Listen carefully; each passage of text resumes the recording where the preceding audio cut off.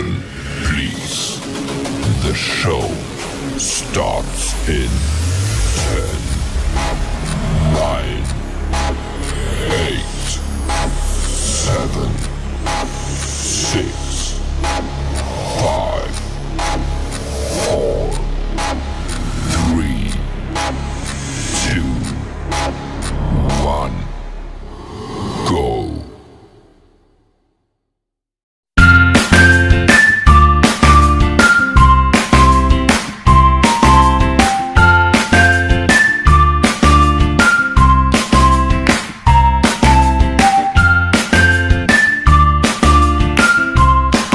Wabarakatuh.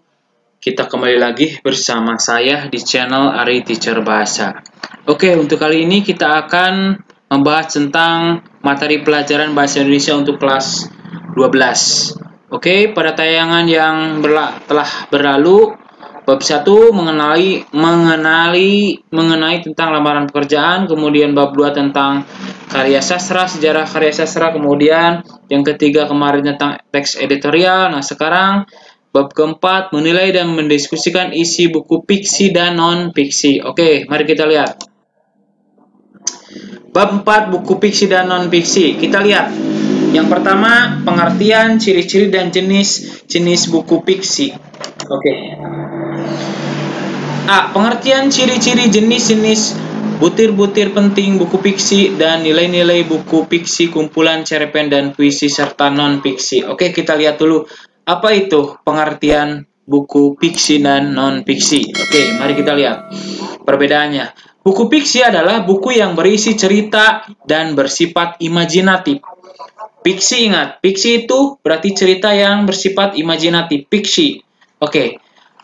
Kemudian, buku fiksi tidak membutuhkan pengamatan dalam pembuatannya dan terkadang isinya tidak perlu dipertanggungjawabkan secara faktual.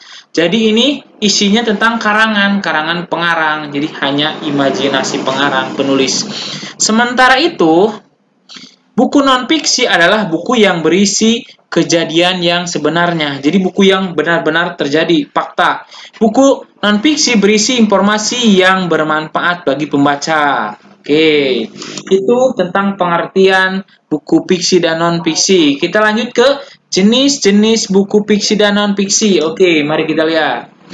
Jenis-jenis buku fiksi dan non-fiksi. Oke, di sini ada sebuah contoh buku fiksi.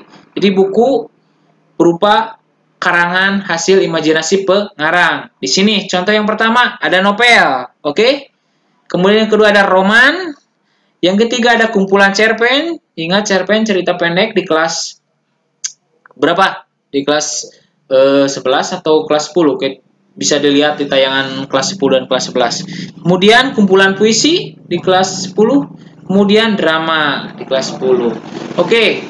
Buku non-fiksi, ini contohnya ya, buku non-fiksi pengetahuan. Misalnya buku pengetahuan IPA, kemudian kimia, fisika, kemudian ensiklopedi, kamus, kemudian buku pengayaan dan keterampilan, kemudian buku pengayaan dan kepribadian. Oke, itu sudah ya jenis-jenis buku fiksi dan non-fiksi. Jadi dibagi menjadi dua buku itu, buku fiksi, buku hanya karangan imajinatif, kemudian buku non-fiksi, jadi buku yang benar-benar fakta nyata dapat dipertanggungjawabkan dan manfaatnya itu yang luar biasa. Kemudian di sini ada ciri-ciri buku fiksi dan non-fiksi. Mari kita lihat.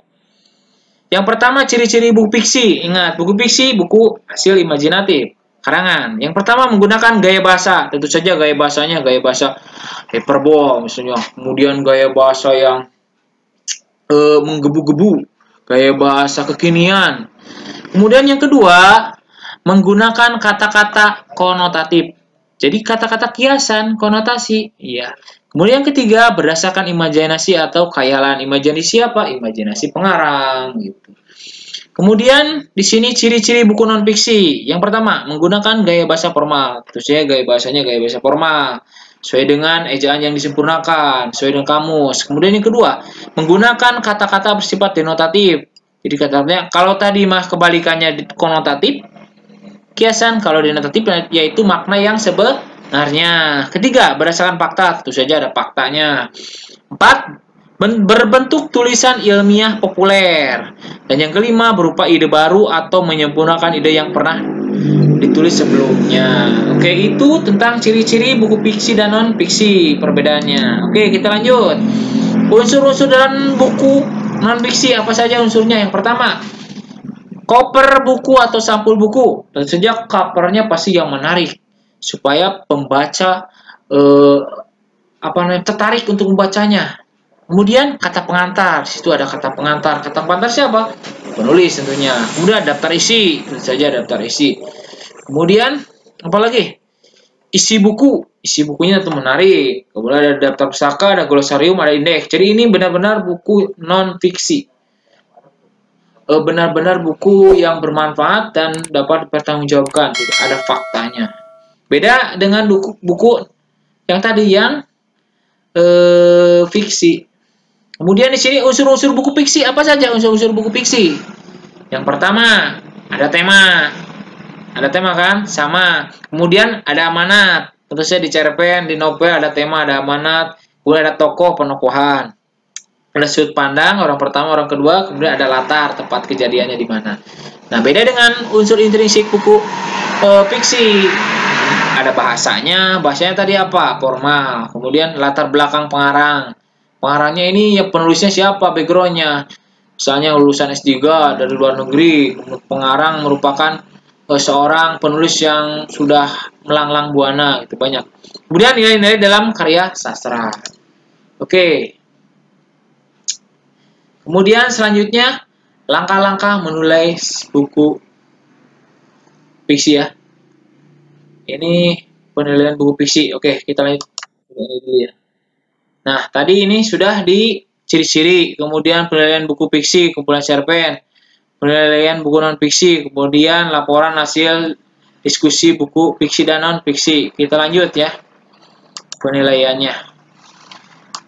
Penilaiannya yang pertama, ada nilai moral, tentu saja dalam buku fiksi, dalam karangan cerpen, puisi, kemudian novel, ada nilai sosialnya, ada nilai budaya, kemudian ada nilai religi, dan kemudian ada nilai politik.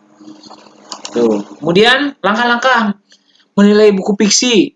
Menilai cerpen, langkah pertamanya mengajukan pertanyaan, litera biasa, mengajukan pertanyaan interaktif, mengajukan pertanyaan integratif, mengajukan pertanyaan kritis, kemudian mengajukan pertanyaan kreatif.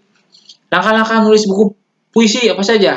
Yang pertama, memberi makna setiap kata dalam puisi. Diberi makna dulu, apa kira-kira maknanya, dicari maknanya. Kemudian memaknai kata-kata kunci dalam puisi. Yang ketiga, mengetahui unsur-unsur intrinsik puisi, apa saja unsurnya tadi. Kemudian memberi tanda jeda. Lanjut. Kemudian C, penilaian buku non-fiksi. Oke, mari kita lihat penilaian buku non-fiksi. Nilai-nilai dalam buku non-fiksi apa saja ya? Nilai-nilai dalam buku pengetahuan misalnya. Buku pengetahuan adalah buku yang bersih materi dan ilmu yang sering diajarkan dalam dunia akademis. Buku pengetahuan bersifat umum di kalangan masyarakat. Kemudian nilai-nilai dalam buku keterampilan. Buku keterampilan adalah buku yang dapat memperkaya dan meningkatkan kemampuan dasar pembaca dalam rangka meningkatkan aktivitas praktis dan mandiri. Kemudian lanjut ke nilai-nilai dalam buku kepribadian. Buku kepribadian merupakan buku-buku yang dapat meningkatkan kualitas kepribadian, sikap, dan pengalaman batin pembaca. Kemudian langkah-langkah menulis buku non-fiksi nih. Yang perlangkah menilai buku non-fiksi dapat dilakukan dengan meresensi. Menurut Selamat Suwandi, penulis buku dasar-dasar meresensi buku, ada beberapa langkah praktis yang dapat digunakan untuk meresensi buku. Oke, apa saja nih? Yang pertama, melakukan penjajakan atau pengenalan buku resensi. Lakukan dulu penjajakan, pengenalan. Kemudian membaca buku yang diresensi secara saksama. Yang ketiga, menandai bagian-bagian penting dalam buku. Kemudian yang keempat, membuat intisari dari buku yang diresensi. Yang kelima, menentukan penilaian terhadap isi buku.